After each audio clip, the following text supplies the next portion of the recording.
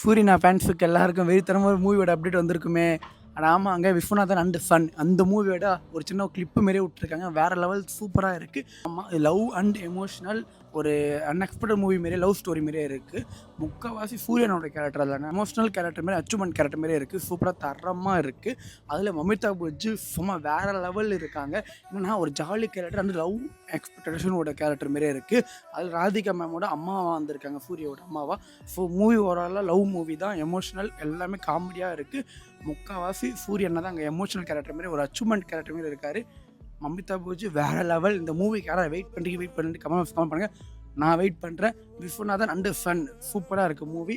உங்களுக்கு இந்த 3 கேரக்டரில் யார் பிடிச்சிருக்காங்கல்ல மட்டும் கமெண்ட்ஸ் பண்ணுங்கள். நீங்கள் விஸ்வநாதன் அண்டு சன்னுக்கு இந்த மூவிக்கு வெயிட் பண்ணிட்டீங்களா, இல்லை கருப்பு மூவிக்கு வெயிட் பண்ணுறீங்களா, எனக்கு கமெண்ட்ஸ் கமெண்ட் பண்ணுங்கள். முக்கால்வாசி இந்த மூவி தான் வெயிட் பண்ணி நினைக்கிறேன். பார்க்கலாம் எத்தனை பேர் வெயிட் பண்ணுறீங்க இல்லையான்ட்டு ஓட்டிங் போட்டுருங்க.